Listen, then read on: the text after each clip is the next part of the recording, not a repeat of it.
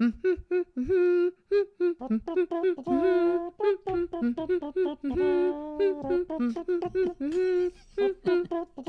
do do do. Welcome to the Friends with Benefits podcast, a business podcast about revenue generating partnerships, not a podcast about business time with friends. We're your co-hosting couple. I'm Jason. And I'm Sam. Welcome to the show, friends. Welcome, friends. We got another great episode today. Yeah, a good friend that I've gotten to know over the past year or so. Our first international guest. We are an international show. We're global, baby. Ooh, way down under in the Australia, mates, with Mr. Bryan Williams. Yeah? It was great. Yeah, we had a good go at it. You'll pick up on that line here in a little bit. We're adopting that as a family. Yeah, we've used it a lot this past week since we recorded. We really have. Yeah, it works. We have a go at it. So, yeah. So what's going on here? We're off on a good go jaunt this week, tomorrow. Yeah, very exciting. When this airs, we are both going to be in the Big Apple. In the city. Yeah. Hallmark movie stuff, right? Yeah. But you're doing Salesforce stuff and I'm just tagging along. Yeah, piggybacking. It's Salesforce New York World Tour for those of you that celebrate. Favorite conference of the year. And Jason gets to join for the back half. We have a mom and dad date for about 24 hours. Yeah, in the city. One of those situations where logged into Delta to find out that I've got a ton of credits expiring at the end of the year. So I was able to move some flights and stuff to use some credits. So use this as a reminder, friends, that if you've got unused credits, they expire in 2 weeks. Wait, I actually am going to use that reminder because I probably do too. I just discovered that, and I now get to go to New York, so this is very nice. I learned something every time we record this podcast. Look at that. It's more for us than you guys. I promise you that. The podcast, though. Without further ado. You'll get a lot out of Bryan here. I think he's one of the more strategic thought leaders in our space. Very good at what he does with hockey stick advisors, working with customers, clients, whatever you want to call it, to teach them how to, strategically implement partnerships. He's advising on that, and we've had a lot of really great conversations. And since we've recorded, Bryan and I have exchanged a few more messages about that, and I think he's got something really good at hockey stick, and I think you'll think so too. So enjoy the show, friends. We'll see you next time. See y'all later. Mr. Bryan Williams, our first international guest. Welcome to Friends with Benefits, my man. Thanks, Shelby. Great to be here with yourself and Sam today, and long time coming this one, so I look forward to getting into it. Yeah, it has been a long time coming. Took a little bit of time scheduling due to time zone conflicts and stuff, and it's funny. Sam asked last night, she's like, "He's got an Australian accent, right?" And I was like, "Yes." I was like, "Oh boy." Yeah. I don't know if we can set subtitles if we need to, or we can translate or work it forward, but hopefully we should be okay. I'm a fan. Our first international guest. We got friends worldwide now. Yeah, we're going global. Like we tried to get the jet to fly over and do this recording in person, but we were low on fuel. Our sponsorship dollars are not quite there yet. Yeah, I get it. Next year, big dream big, right? So that's it. Everything in person, like Rich Roll and Joe Rogan, just bringing all of our guests to us. Yeah, that's right. Yep. Goals. FY25. Here we come. Yeah. So, Bryan, you are a force to be reckoned with in the partnership world, but who is Bryan Williams to his friends? Yeah, sure. So, as a person or as a business operator, what do you mean, Sam? Go a bit deeper. As a person. How do your friends talk? What do your friends say about you? Yeah, I think I'm probably someone who likes to have a go in life at various aspects of whatever I sort of pursue myself or go after. Also, I don't take myself too seriously. I like to have a laugh along the way, which I think we should all do. So, quite a loyal friend, and I like to look out for people and help people on their journey as well, which I get a lot of rewards and I like to see as well. I like it. A genuine person who likes to have a go at life. I'm going to start using that line. I like to have a go at life. I haven't heard it put that way, but I'm all in on that one, man. That's fantastic. What does it mean for Bryan Williams to have a go at life? Well, I think we've all got an opportunity to do more and be more, whatever that is, or whatever we pursue in and around work or family. And you've got the opportunity to influence others around you if you're able to lead with that and take them on the journey with you, right? A lot of things we talk around partnerships is influencing, and beyond that of what we do day to day, or there's no reason why we can't, uphold that same sort of belief system and drive things forward. I like to say to people, the things I pursue is down here in Australia, when you retire and get old, it's quite common to play lawn bowls, which is this pathetic game where you just bowl this old ball across the green and then drink half-baked beers with lemonade. They call them shandies, right? And my granddad and his granddad and everyone plays lawn bowls just as a social outing. And I'm moving. My wife's parents play lawn bowls, and as I go after various pursuits of ad hoc, crazy adventures or do things, I often just say to catch the line, like, "Why do you do these things?" And I just say, "I'm just building lawn bowl stories. So when I'm old and on the green, I've got a bunch of lawn bowl stories. That's it." I love that. You just described our summer nights here, except for like bocce ball instead of lawn ball or whatever it's called. But we do the same thing out here, and we're not even retired yet. Yeah. Mostly for me, I always tell Sam that here in the States, you can go to like any little diner, corner cafe or whatever in the mornings, and a bunch of old guys are sitting around just yakking and sharing stories, and like that's my retirement goal, is just to sit around with a bunch of old guys and have coffee. Yeah, but you got to get some more stories going to take to those future conversations, right? So we've got this chance once, so let's make the most of it. I love that. That's Sounds like you're in the right line of work with that kind of mentality as well. Yep. So, speaking of which, I see you repping the swag there. Tell us what you're up to over at Hockey Stick Advisors. Yeah, so I established the company about 18 months ago now.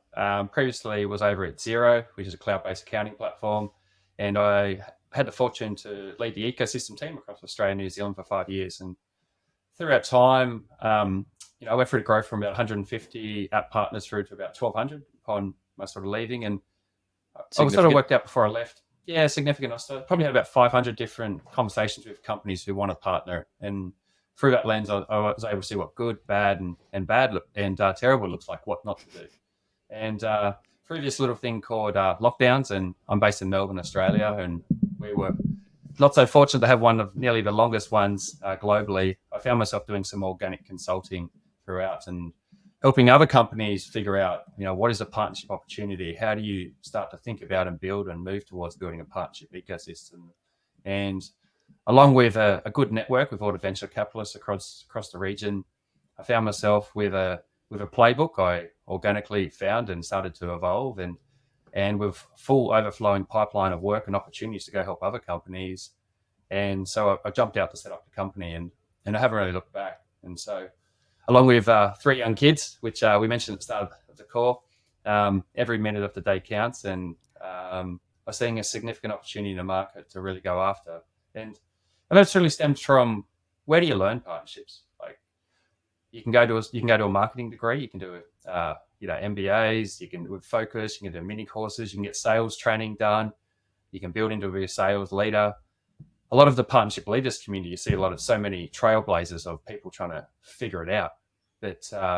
And so those who they're learning from are either learning from each other or people who have been operators in business and been through the growth journey. And that's where I've sort of come in to help other companies grow through that phase of, where to resource it, what the opportunity is, and how to go about it and sell it to success. So I think there's a time in the market for all of us involved in partnerships wherever we are to really shine, to showcase the impact we're making. And I'm pretty bullish of where our industry is going, our vertical, and the influence it's going to have ahead. That's incredible. I'm just curious for my own, asking for a friend here, if somebody was going to work with Hockey Stick Advisors, who's your ICP? Like, how do you determine the right type of partners that you help? Yeah, it's funny as I sort of evolve 18 months in, Sam, of what it is. And there's, I'll talk about it in 3 buckets. The first one is Seed Series A, who they've got emerging partnership opportunities, the CEO, they know people, they've got all these ambitious opportunities, maybe land and expand into other countries, maybe it's pursue strategic partners, and they're trying to figure it out. And so they'll look in market, who can help? And so I'll come in and work with them for a period of time to understand what the opportunity is, what it isn't, what their partnership value proposition is. Should they employ people now or ahead, or what does that look like? The second bucket, which I get the most demand, is people in community who are in partnerships, and they'll come to me with challenges, frustrations, or that sort of thing. That's where I bring in partnership leaders community and drive them towards that, because what they don't typically have is that they won't have budget. It's their job to do the role, and I can only help them so much with support in a scalable way. And then the third bucket is big established companies who need to refine their partnerships, motions, maybe refine a value proposition, revise their partner program. Maybe they're progressing into building into an ecosystem and a platform, and how do they bring that all to life? So to answer your question, Sam, it's those getting started and those looking to optimize and refine and set up the next stage of growth. Makes total sense. Got it. Yeah. Big swath there, big bucket. Within some of those, like that, you're helping get started. I feel like we have a lot of those partner managers getting started that listen, that I talk to at least. What sort of time frame do you typically see for someone to achieve an ideal path to value? So they're looking at coming in, are you saying, hey, 3, 6, 8, 9, 18 months? Like, what are you typically advising them on from a timeline standpoint? Yeah, I'd probably take it a step back and make sure the leadership's all bought in and knows what it is and what it isn't. So any engagement I do, I make sure I do an initial workshop with all the leadership team, and I'll just go through some fundamentals and make sure they understand, firstly, the strategic opportunity of what it can be, how they can build a competitive advantage, a moat around their business. They can build out the business and don't have to have everyone on their own payroll, and understand that it takes time. And there's a graph, I think the great man Robert Superglue did one of his memes or graphs of sales neighbor. You can pour. Yeah, there you go. Resident neighbor, just next door, right? And like I chat a lot to Rob back and forth, and one of his ones which really struck a chord to myself was, you can pour in a sales team, put in 5 AEs, and try next month try and get some sales in and stagnate, and you've got huge payroll costs. Whereas partnerships, it takes the ramp time to be able to build that muscle, to build the trust, the relationships, to work out that wedded relationship, how you can help each other win, to then actually realize the benefits down the track. So if the leadership team doesn't get that, and if they're not invested in that properly, strategically, overlay model, as Jared loves to say, sales, marketing, CX, and what all that goodness looks like, then that partnerships person which comes in, is either going to do 2 things in a year. They'll end up getting fired, or they'll leave frustrated, under-resourced, lone wolf, and quit. And what gives me the shits is when I see companies who grab their best salesperson who's just killing it, might do, say, 60% of the target. They're like, you're great. You go do partnerships. We know this company over here. Like, they're going to be great. Go. And then they give them a sales target to go extract. Let's go and just grab everything. And then that person tries to take a sales target, no partner value proposition, no understanding of it. And a year later, they get walked out the door, or they quit and say it didn't work out or something. And they were previously seen that all too often. Yep. So common, right? So yeah, I try to make that not happen. Yeah. Good for you, man. We need more of us out there that can keep that from happening and keep the partnership name in good graces. So before I'm so curious on this, because we've talked about this a lot. Before you start working with somebody, is it like a prerequisite that you meet with their leadership team? Is that like a go or no go? Yes. Yeah. So you talked about ICP, right? Yeah. They've got to have product market fit, basically have a value proposition of their own offering that they're not still figuring it out. The leadership team has to be bought into it.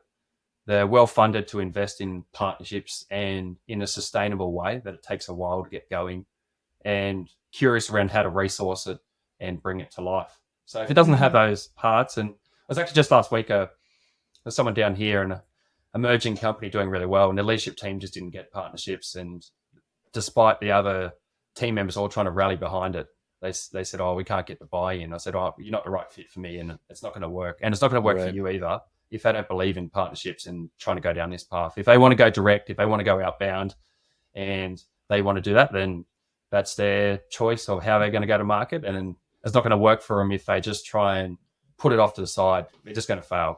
We've all seen the playbook. Totally. Yeah. That's seriously, how it plays out. Seeing the same thing out there, and people that I'm talking to is like, I've talked to Jared and everybody else about this. Like, nearbound only works if you can get it outside of the partner organization. Yep. Like, you've got to get fully incorporated into the sales teams, into the marketing teams, and get them utilizing the data, the strategy, and everything else. And like, there's no way to scale if you don't. Otherwise, you're just going to be in this little silo as an experiment, and always reference to is like, the partner team will handle that. Like, no, like, let the sales team is a team work effort. Yeah. This is a whole, organizational thing. So, but yeah, So, no rant for another time. well, first of all, I think your list for your ICP is also a great list for partner professionals before they take a job. So, do your research to make sure you're walking into Absolutely. a role that you'll be successful in. Yeah, write those 3 things down. Yeah, curious from your experience when you do meet with this leadership team, how much of your role is like enablement with them, or is it just like ensuring that they have buy-in? If that question makes Yeah, sense. yeah, no, it does. Yeah, so the enablement comes after you've got the buy-in. If once they've got that, I get it. So then it becomes the how do we do it? Mm-hmm. How do we do it, and how do we go to market? So if I spend most of my time working on the front end partnership strategy of answering that's first initial questions, and then I play a supporting role in the enablement piece to bring it to life. One of the questions, like the simplest question to ask across the business, and like this afternoon in Melbourne, I'm presenting to a company I'm working with, to their team, is just one question: why would anyone refer you leads? And just be quiet and just let everyone go. Just take a moment. And the usual answer to an uninformed audience is they'll say, because we're awesome, because we're good at our job, which no one cares about at all. No one cares, right? Yeah, but you said before, right? If you're not helping that sales team person close their targets, if you're not helping them alongside their workflows, if you're not adding more value to the customers, if you're not helping them hit their own KPIs, commissions on that on an individual level and working out a way to do it, then they're not going to care, and the partnership's not going to work. Not at all. They're continue to ask, like, what's in it for the partner? What's in it for me? Yeah. And until you show them the path, show them the way. Mm-hmm. So I've read somewhere about your 3-step framework around building trust first. Love that. Also, like my first step. So, and then remain authentic, and then to help your partners win. I want to dive into like when it comes to building trust within a partnership, right? What does that mean to you specifically? And something we all try to practice, and we all have varying degrees of what that means. So, like, what does building trust with your partners look like to you? Yeah, so I like the way Jill Rowley says it, of show me you know me, and there's various iterations of that. And I work through the framework to answer that, Yavi, of saying, what does the company care about? Who is the person responsible for achieving that target? And how are they tracking against that? And so the show me you know me analogy and building that trust of, I'm here to support you to try and get to your target, to get you promoted, to amplify your brand, to champion you as a person. How can I do that? And how can I be in that inner circle of someone you'd call for, intel, all the things, right, that we know to be true. So if you can't get that level of buy-in that you could ring someone and ask them for intel for a deal or something, then if that trust doesn't exist, then how are you actually building out the partnership truly, right, to help each other win, which goes both ways. Yeah. So if you're coming into a program and you're looking to get those early trust wins first, get that relational equity in the bank, like what does Bryan Williams start by doing? You got to add value immediately, and one of the takeaways from Catalyst was from Chris Casey, who's at AWS, and one of his points, what he encourages his team for, and I continue to use this quote, is how fast can you show value to your partners? So from the onset, is it someone you can connect them with? Are they tracking on target? Is there a way that you can contribute, make connections, intel, influence? Is there a way that you can actually showcase or highlight them initially without asking for anything? You need to actually take that quantum leap to build forward, to make them have that aha moment that you're there to actually help them achieve what they personally care about and moving towards. So once you get that buy-in, then I like that. I think a lot of early programs miss out on like just simply asking, like, what do you need out of a partnership? Like, what's going to be most valuable to you, right? And there's simple questions you can ask to understand like what they actually are looking for and what they need and where their other partnerships are failing. You can come in on your on your white horse riding in to save the day and show them like as long as you can deliver, like there's a lot of opportunity to just get that trust and build that value early on by building exactly what they need. Yeah. I think I love what you just hit on too, though, Bryan, because from the lens of a new partner person, it can often look like value only comes in the form of leads and revenue.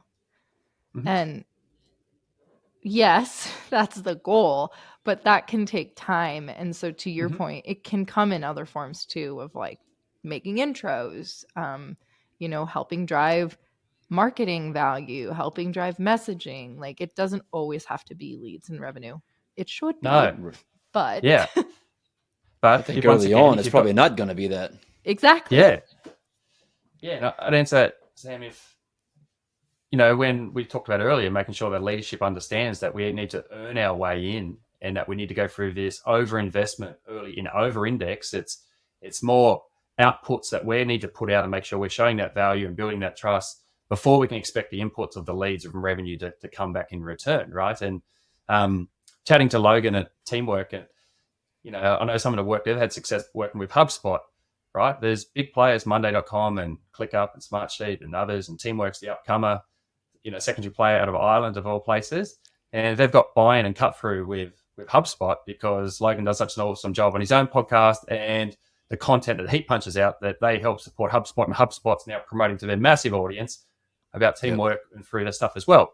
So Teamwork shouldn't be in that conversation on a customer for customer size around it, but they've earned their way in another way around it. And I think it's a really good example of it's not always leads and revenue if you're a small upcomer. And I work with a lot of emerging companies that are coming through, and I've got this saying, we say, all right, well, write down the biggest partners you want to work with, and you say, okay, AWS, hyperscaler, Google, right? Okay. And the next question I say is, right, now get your pen and just put a line through it. Just forget about that, okay? Because they don't care about you. They don't care. You're at That's a great exercise.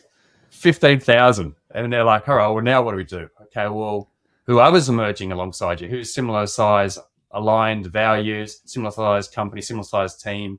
Who's on the bus to go with you? And if there's a company, if you only got 100 customers, but you work a tight relationship with someone else who's got 100 customers and they provide a lot of introductions, isn't that more better than pegging a logo onto a slide pack to tell your investors and hopes and dreams, spending 2 years of work and not much materializing whatsoever at all? Yeah. 100%. So I have a question we keep going back to this, like making the case for partnerships. And we've talked about this before, but I'd love to hear your perspective on this. A new alliances leader comes into a role and they report to the CRO, and the CRO immediately is like, you have a sourced number, you have an influence number, go. How do you suggest this alliance leader makes the case to that leader? This is going to take time, and here are the leading indicators I'm doing to get there. How would you advise somebody? Yeah, how to frame it up. So firstly, I'd set the clear expectations that I need time to go do my research. I need to understand what the TAM, SAM, SOM is around how my approach is going to go about it. And I need that window and the confidence and support to allow me to go do a market assessment. You can't, it's not a case of day 2, get on the phones, bang around, and then say you've got all these logo meetings going nowhere because you've jumped to solution mode, but you haven't actually worked out what you can offer, how you can help people, who's to prioritize top 10 partners. So make sure you've got that buy-in to be able to do that. From there, to be able to come back and report with an intentional plan that these are the top 10 identified partners. This is our approach of how we're going about it. This is the SOM within those partners.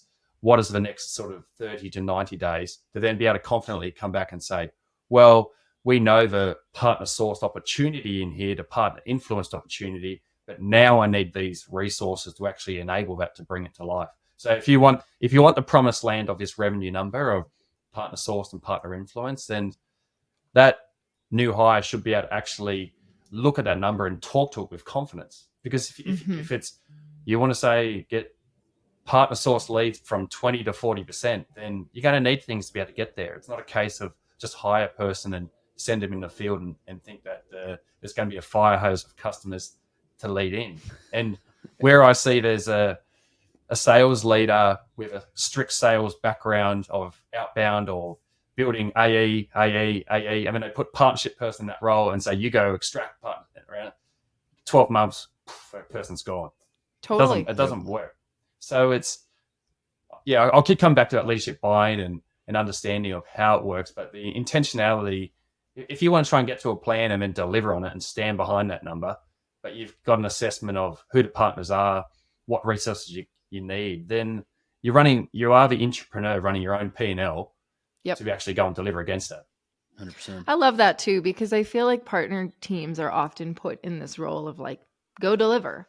And, no, I hope, but no sales team is ever just going to call, we're going to close 300 mil this quarter. And they have no pipeline, no plan to get there, no strategy. Like, we as partner leaders need to toe the line on building those expectations around our programs too, because just like marketing, just like sales, we need a pipeline, we need a strategy, we need to be able to forecast these things. And to your point, Bryan, that takes time and planning.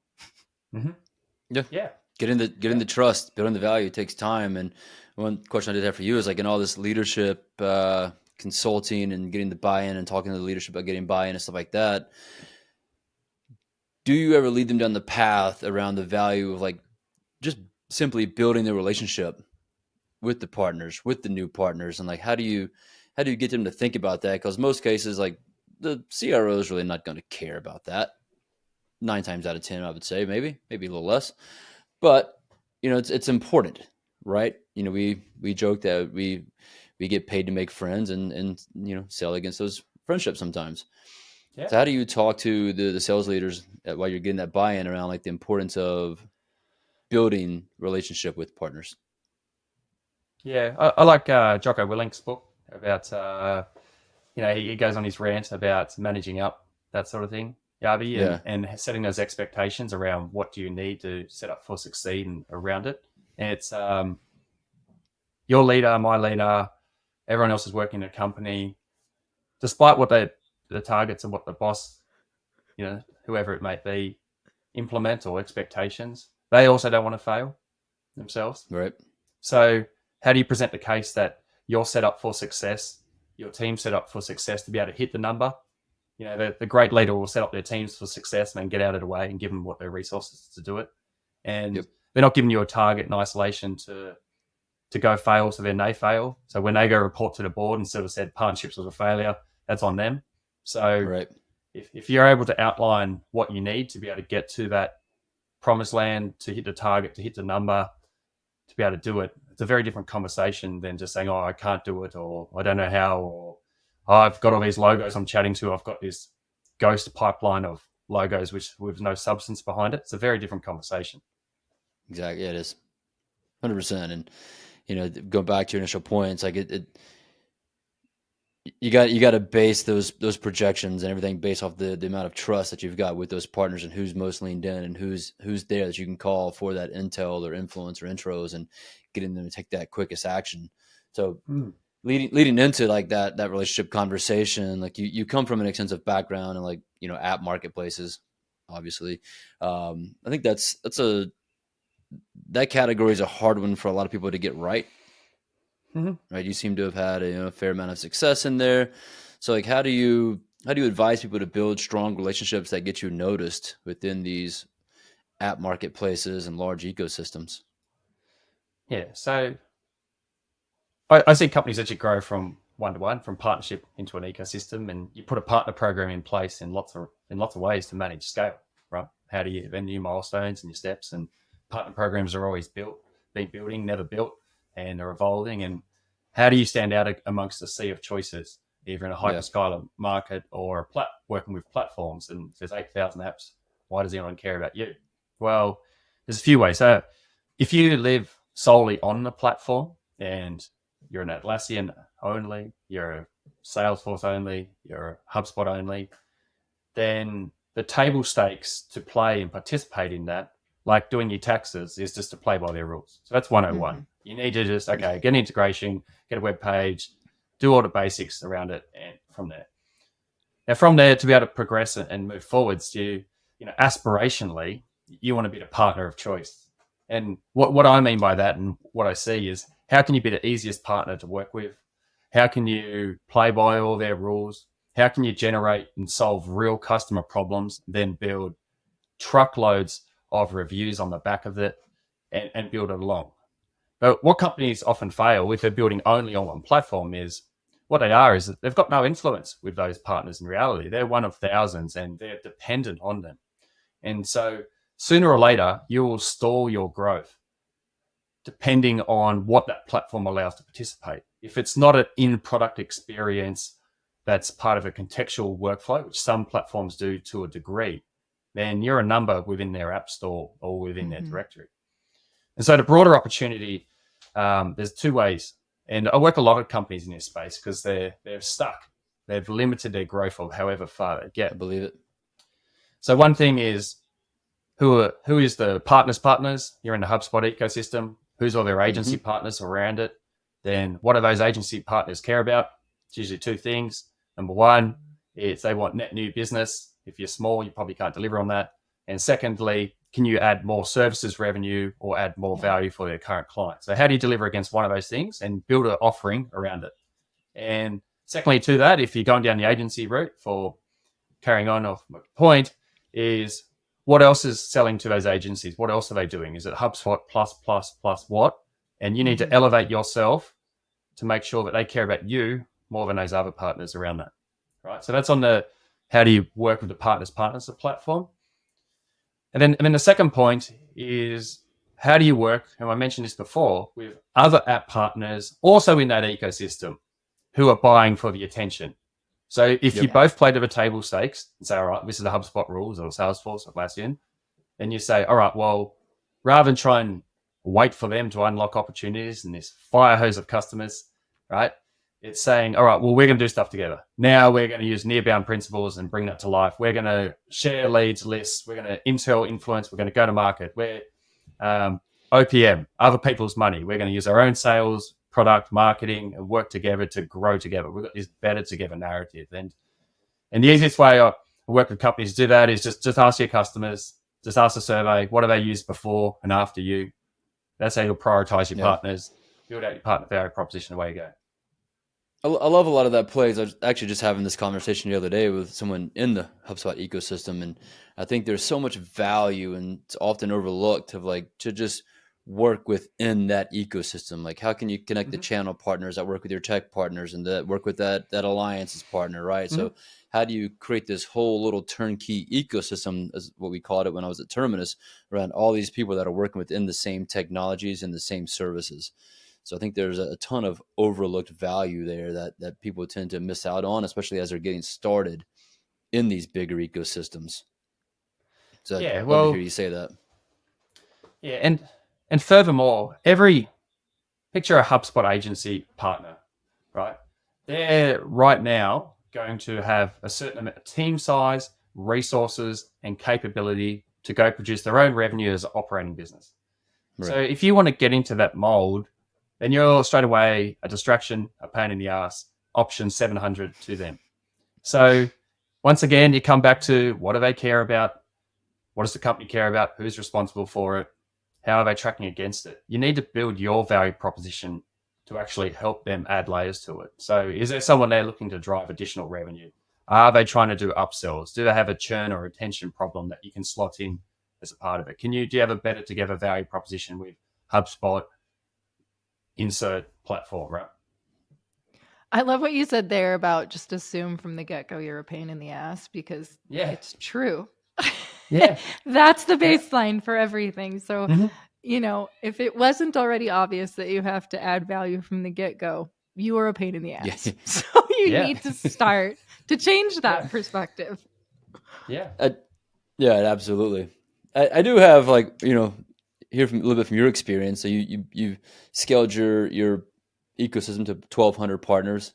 Obviously, there were some smaller people in there, but can you recall a time where someone new or maybe smaller got your attention and what they did to do so, and made you kind of take a look at someone that may have been overlooked by something they did? I think it was a few companies I can think of top of mind who just really they built a community around our community. And so all of our biggest advocates and evangelists and early adopters, they went hard at bringing them close to themselves. And so they removed their reliance on the Xero platform by actually building our advocates as theirs and running with them. And so they got all that brand advocacy endorsements and running well pretty quickly. Nice. That's a pretty smart way to go about it. Your attention and your team's attention by working with the same people that already had their attention. Yeah. Then they start. Yeah, that's Yeah, like right. Northbound Squared. Yeah. And then all of a sudden we were nearly like forced to sponsor or get involved in their events because they captured all our community and not taken it, but shifted it as well. And so we're around it, right? So then they get accelerated upside and they get the virality, the network effects, and all of a sudden they've got an accelerated growth path to do it. So Love that. but a really interesting takeaway is every big company platform's got a partner program of evolving. Key accounts will work more at the top, spend all our team up here, get them humming. Yeah. And everyone else ends up in a queue. Oh, you're here, you're in this box, or maybe this box, and you'll get some half-baked benefits as you progress, right? But interesting takeaway is the partners which grew the fastest were the ones who helped the zero sales team win. Yeah. Funny that, Absolutely. right? Partner program Yeah. aside, we've got all these, we work with these partners, we do more here, we're going to do webinars and our co-marketing, our efforts, and we're growing, whole team of care. Hang on. No. Zero sales team, what are your KPIs, targets? What is your month? Are you tracking against that? What's your quarter? Suddenly, organically, the apps which help them convert more customers, migrate, go faster, help their customers win, they've got this accelerated upside partner program kind of in the trash, right? Yep. So there's other ways to go about it. And it comes back to our point at the start of the call, I think, of making sure you know the workflows, how you fit in, help the agency, help the other app partner grow, and then away you go. Comes I think back to that's that so V word, spot value. on, though. Yeah. I mean, I live and breathe Salesforce, and this is what we preach to people all the time. It's like top down is only going to work if you also have a bottom up approach. And that's exactly what you're talking about. Like partnerships, if you remove all of the fluff, is people doing business with people. And if you can help sales teams drive their individual goals, they're going to bring you in. That's how you're going to create the flywheel. And it's so simple, but it's so overlooked. So it has to be bottom up and top down. Absolutely. Yeah, absolutely. Yeah, fully agree. I think that's why I love too, like my focus has always been like, how do we get the sales team more involved? Once the sales team gets involved with the sales team, they're working on each other, helping them hit their goals. And that frees us, the partner leaders, up to really focus on go-to-market strategies, the relationship, and providing that value out to the partner. So we're not so much focused on like being a glorified BDR, but we're more focused on like the bigger strategic initiatives that need to get done to push these programs forward and to bring on new partners. And it's like I'm gonna die on my deathbed preaching getting partnerships out of the partner silo, but that's where it's at, man. Yeah. So let's take a quick hard turn here as we bring this home. You and I got a chance to meet in Denver at Catalyst. Went on a lovely morning run with our previous guest, Justin Zimmerman, and crew. We had a nice little run around the lake, and then decided, you know what? We want to do some more running. Let's just keep going because we're crazy like that, and Bryan likes to have a good go at it. So we ran an extra 3 miles. So I'm getting at here is I was reading up on you a little bit as we were preparing for this podcast, and you entered an Ironman triathlon a few years ago.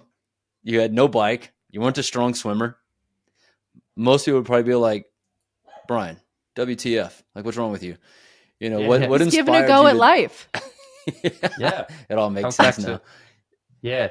Yeah. So, it was a chapter in my life, and I had someone else I'd seen do it the year before, and they were a bit older, and they said, like, well, what's stopping you? If you don't do it now before kids, then the amount of time and commitment and training you'll require to be able to get this done, it's got to pull the trigger, right? Preach. So, that was a big year of learnings, and I think a lot of that discipline, grit, perseverance, and is in running my own business or building the future of what I hope to sort of achieve is a part of that, right? And translates over. Yeah, no doubt. And I was very curious to hear some of that as well. It's like, how have you seen that kind of translate into your everyday life? Like I started many years ago training for a triathlon. I know the work that goes into it. I decided that I didn't want to do the swimming part. So I was like, triathlons aren't for me, but you stuck with it. You had the determination, the grit. Like how are you, leaning on some of that grit of training and enduring such, the triathlons are hard, man. Like, how does that, play into your everyday life now? I think everyone working in partnerships is hard. Everyone's got big, lofty targets. You've got internal stakeholders, external stakeholders. You're trying to actually reach ambitions and goals which you believe in, but you've got to get buy-in around it, and you've got to do the work, right? So, the discipline to train for a few different events and with a goal in time, call it a QBR, call it annual planning, a target to deliver the event is quite translatable, right? So, for me, as as my kids sleep incrementally better by 0.01%, monthly, as we we're talking about at the start, I've got sort of chance to get out the door a little bit more now, and I see it as a competitive advantage because I want to be a sharp operator and dialed in order to sort of how I think about and grow my business too. I love it. And I love like the mentality that people like Jocko and David Goggins, people bring to the table. And when I'm working out in the mornings or doing something stupid, I'm thinking of Goggins, thinking that no one really puts their body to a stress level of 40% of what we're capable of doing. And I got to believe the same is true for like work or pushing ourselves to exceed our expectations. We might think we're, pushing hard, but maybe we're at a max 40%. There's so much that we can give and push. And so like, as I'm in my garage at like 4:30 in the morning, I'm thinking about that. And I find that a lot of that, perseverance and that grit and the ability to just keep on, being consistent plays into everything else in life. You find that you're more disciplined in your diet, more disciplined in your daily work, or you have to be disciplined in your sleep. And all that factors into like how you show up every day. That's right. Yeah. Consistency is such a competitive advantage in itself of just showing up. Right. And, like to take it to the next level. I remember I was chatting to Ty and he was talking about his time at Deal and saying that when you get a partnership going and truly get heading in the right direction, he used to encourage his team there to have those meetings and ask the question, how can we 10x this partnership? If you've already got the motions going, but what a great ambitious target to sort of to put it out there on a whiteboard session to actually imagine you 5x the partnership, how you both win on both sides. It's we know partnerships takes a while and it ramps up, but we've all seen it work and we know what it can and should be, but how do we get there, right? Agreed completely. So I also saw, I love this, that you are a weekend warrior. Now you've mentioned your kids a few times since we've been recording. Can you tell us how many kids, how old they are? Yeah, all of that. Yep. So we've got a 5-year-old Henry. We live in Melbourne, Australia, like I said, and we also got nearly 3-year-old twins as well. So a boy and a girl, Archer and Poppy. So it's constant chaos. Whether actually everything really is constant chaos for what it is. So that definitely keeps us on our toes. So how do you? I mean, we have 2 kids. We do not have 3 kids, let alone twins. Being physically active, which like you're very committed to this, running your own business, being very active in the partner leaders community, being a committed dad, like that's a lot. How do you prioritize and give your 100% to all of these facets? Yeah, it's a constant juggle and there's an opportunity cost always, right, Sam? It's like to your point. So, to Yabi's mentality of if I go running, I'm going early at like 5 a.m. and getting it done. That's my window to lock that in. But if I'm running then I've got to prioritize to get to bed early. And if I have a bad night, sometimes it's a case of suck it up and keep going. I say no to a lot of things of one-on-one meetings because I can't for scale, especially for the people working in partnerships. And what I do for one-on-one catch-ups is I spend a lot of time going to conferences or speaking is in the month leading up as people are coming through in the industry, I say, hey, let's catch up at that conference. So next week, partnership leaders, Christmas drinks here in Melbourne for catch-ups that I've had sort of over the last month, or I was at an event on Monday night here. Rather than have that time one-on-one, half an hour, I have one-to-many. I can go to an event and have all those meetings and crowdsource it there to go with it. So, you've got to really protect your time for all the things because, I do want to be around for the kids and I want to get my exercise in because it makes me everything else sharpen up as per Yabi's point. And I want to be, a great husband and still spend time and families. And already we've got all of our vacations booked in next year. I've got my plans and the conferences and the plan and there's windows to do it. But I don't have time in my day. I don't, I don't watch TV. I don't have time. I don't, so I prioritize. And so I'm always thinking about scale on the business front and how can you reach a broader audiences. And I spend a lot of time talking on podcasts like this or presenting to VC portfolios. And it means I don't have coffee catch-ups. I don't have wasted meetings. There's always an agenda, and I'm purposeful around how I approach my day. Yeah, Nice. I love that. I remember when we were talking to the McBains on this show, they said some things similar, but they took scale from a business perspective and they talked about how they can implement that in their personal lives. And I think they were talking about like, get your groceries delivered, somebody does your laundry. And I was like, what? Yeah. Mind blowing and life changing. Yeah. So agreed. Yep. Yeah. Yeah. Outsource it all. Yeah. Where possible, like what can you automate to a degree, right? So I'm spending time with the kids during kids' time, and I'm not at the shops doing groceries or other things around it, right? So, yeah, no doubt. So I was privy to one of those messages from Bryan Williams. Says, "Hey, you're going to be at Catalyst. Let's catch up." Curious to know what conferences you're targeting next year, which you're going to be attending. Yeah, so I'll be back stateside for Catalyst whenever that is in August. So look forward to sort of catching up with everyone there. Down here in Australia, each state has their own tech-based conference. This year in October, we had South by Southwest Sydney, which was the first time it's international. It was in Sydney, and awesome. that was quite a big week. About 10,000 people along over the week, and across 4 different streams of what it is. And there's ones from there's a conference in the Great Barrier Reef, the Tropical Innovation Conference, which is a good time. There's one happening. Add that one to the calendar, Sam. Yeah. There's one happening this week in Perth, which I couldn't make, called Tech West. There's one down in Adelaide Hills called South Start.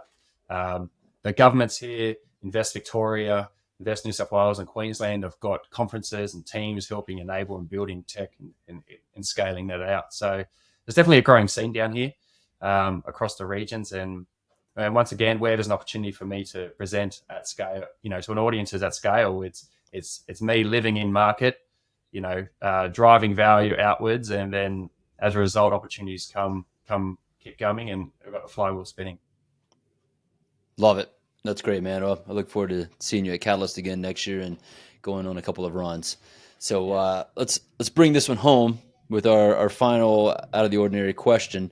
If you were to, so in typical, Ironman triathlon form for Bryan Williams and having a go at it, if you were to try one extreme sport without preparation, what would it be?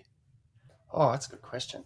I like that. There's this event in the Swiss Alps all around. I think it's called one of the Red Bull series, and you hike up a mountain and then you jump off with a parachute and then see how far you can paraglide, and then you hike to the next mountain and do it. And it goes up for about a week. But it just sounds pretty gnarly. And that'd be a pretty good lawn bowl story, Yabi, in years ahead. Absolutely. I love that. Come That's full awesome. Circle. For a second there, I thought you were going to go with is it in Switzerland where they roll that wheel of cheese down the wheel and you got to chase it? Whoever catches it first wins that. Thought you were. It's in the UK. Yeah, it's in southern England. Yeah, I know the one. Yeah. Another love ball awesome. story. Yeah. There you go. Yeah. Man, this has been fantastic. Thanks so much for hanging out with us, spending some time. I know it's morning for you, afternoon for us, but it's been a really good conversation. Yeah, thanks, guys. Great to sort of share war stories and definitely what things could and should be ahead. So love the chat. Yeah. Absolutely. Cheers. So for friends who are looking to find you, is LinkedIn the best place? Yeah, LinkedIn, I'm pretty active on various partnership musings or where I'm popping up at relevant events, or, check out hockeystickadvisory.com as I'm continuing to sort of grow out the business. Awesome. Well, Bryan, thanks so much. Friends, we'll see you next time.